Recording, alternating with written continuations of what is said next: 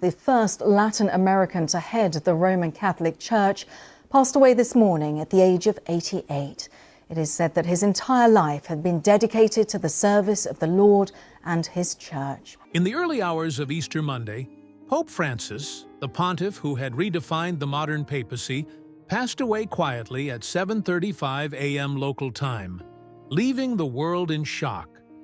Just hours earlier, he had appeared before his congregation, delivering a heartfelt Easter message from the balcony of St. Peter's Basilica. His voice, filled with a call for peace and compassion, seemed to capture the essence of his papacy, focused on justice, unity, and the welfare of the marginalized.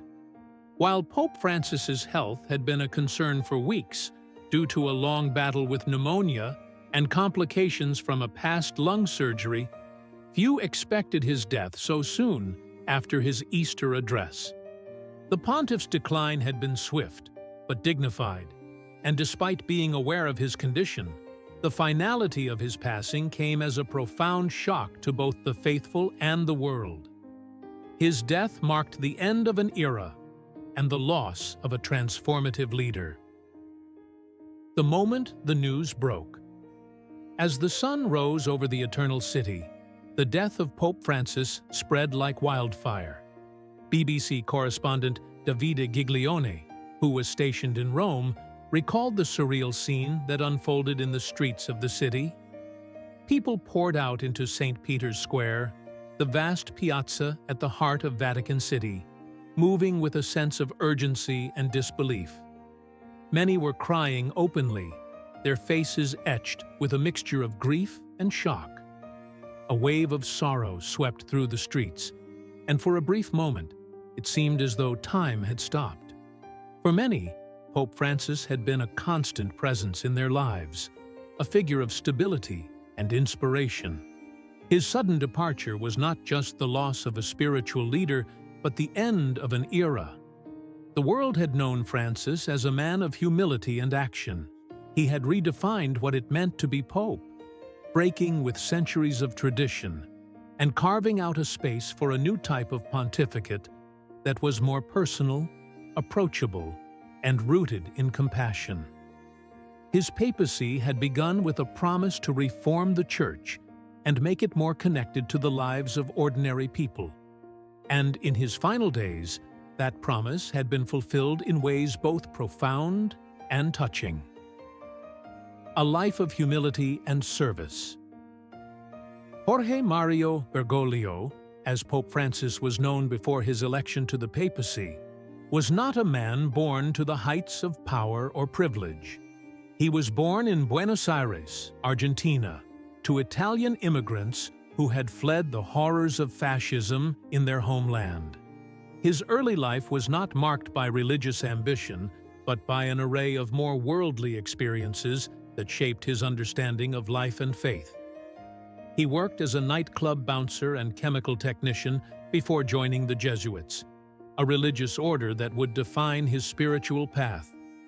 His ascent through the ranks of the Church was slow but steady, and by the time he was elected as Pope in 2013, he had already become a respected figure in the Catholic world. His election was groundbreaking. Pope Francis was the first non-European pope in over 1,300 years, a Jesuit who came from the Americas, and one of the first to challenge the papacy's historical traditions.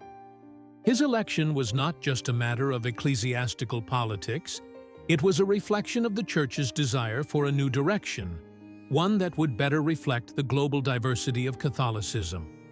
Francis's papacy began with an immediate and personal touch. He rejected the luxurious papal apartments in favor of living in the Vatican guest house, a decision that shocked many, but reflected his desire to live a life of simplicity. He sought to distance himself from the trappings of power and embraced the concept of servant leadership. He washed the feet of prisoners during Holy Week, embraced those who were disfigured by illness or injury, and made it clear that his papacy would be defined by compassion for the poor, the marginalized, and the oppressed. One of his most poignant acts was his outspoken advocacy for migrants. In a world that had become increasingly hostile to refugees, Pope Francis consistently called for compassion and solidarity. He urged nations to open their doors to those fleeing violence and poverty, often speaking out against xenophobia and nationalism. His calls for peace in war-torn regions of the world, particularly in the Middle East, were also central to his papacy. He sought to mediate between opposing factions, using his moral authority to broker peace and offer hope. Pope Francis's final Easter message, delivered just hours before his death, reflected the essence of his papacy. It was a call for freedom of religion, thought, and expression, echoing his lifelong commitment to the protection of human rights. He pleaded for peace in conflict zones and aid for those who were suffering from hunger and poverty. His message was one of hope, despite the many challenges the world faced. It was a fitting final act for a man who had dedicated his life to the service of others. The rituals of death, a time-honored tradition. The death of a pope is not just the loss of a spiritual leader. It is a moment of deep religious and cultural significance. The passing of Pope Francis triggered a series of carefully orchestrated events, rituals that have remained largely unchanged for centuries. Traditionally, when a pope dies, the Vatican's Camerlengo, the Chamberlain of the Holy See, is responsible for confirming the death.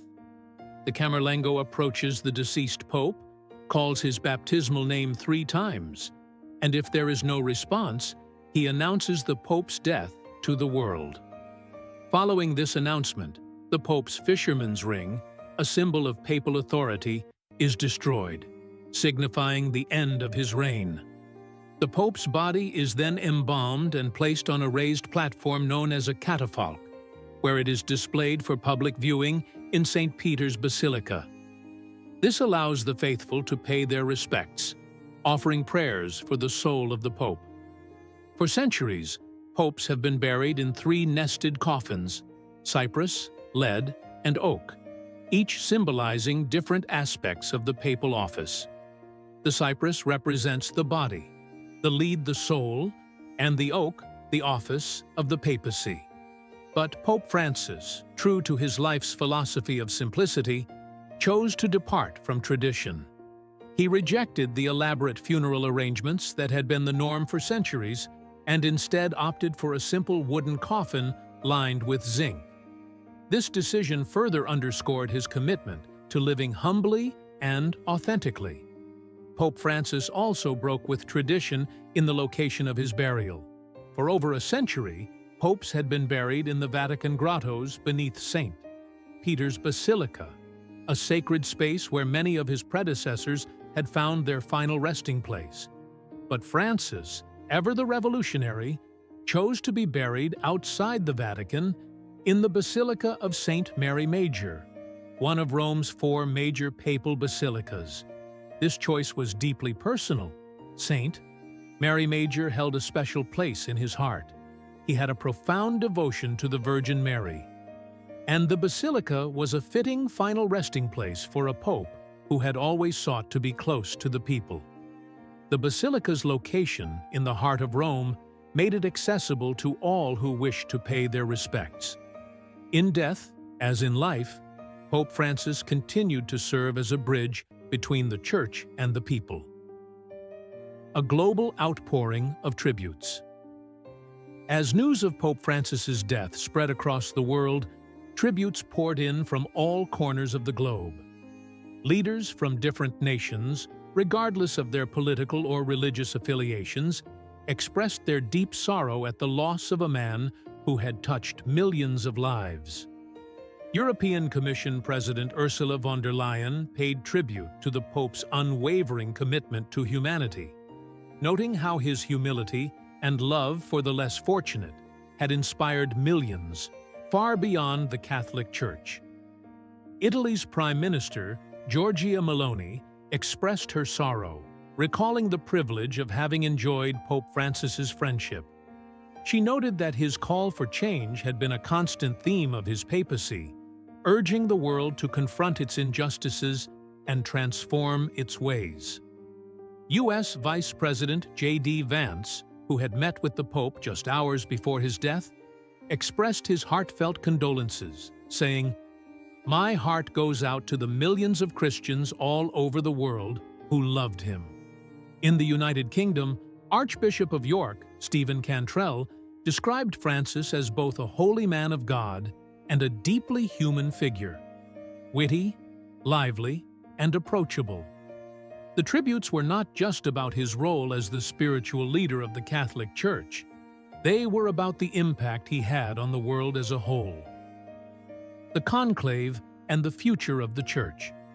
In the days following Pope Francis's death, the College of Cardinals gathered in Rome to elect his successor. This process, known as the conclave, is a carefully guarded tradition, one that has remained largely unchanged for centuries. The cardinals, who are sequestered in the Sistine Chapel, engage in a secretive voting process to select the next pope. The election requires a 2/3 majority, and when a decision is reached, white smoke rises from the chapel's chimney, signaling to the world that a new pope has been chosen. The announcement, "Habemus Papam," we have a pope, rings out across St. Peter's Square, marking the beginning of a new era for the Catholic Church. Pope Francis's death, occurring during the Jubilee year and the Easter season, added poignancy to the already solemn moment. Millions of pilgrims had come to Rome seeking forgiveness, and now, in the wake of the Pope's death, they would gather to bid him farewell.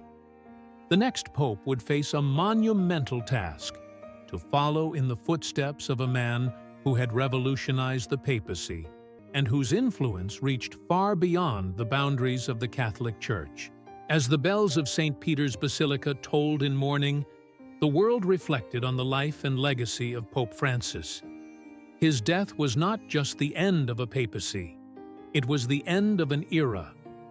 And as the world looked ahead, the question on everyone's mind was, how would the Church continue to evolve in this rapidly changing world? A legacy of humility and service. Pope Francis's death, in the end, serves as a profound reminder of the power of simplicity, humility, and service. As he had lived, so he died, modestly and with deep devotion to his faith. In choosing a burial place outside the Vatican, he underscored his belief that the Church must go beyond its walls, reaching out to the world and touching the lives of all people.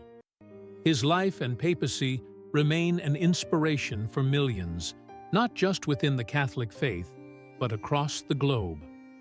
In death, as in life, Pope Francis continues to teach us about the essence of faith and service, challenging us all to build bridges, not walls. As the world watches the historic conclave unfold, the memory of Pope Francis will endure.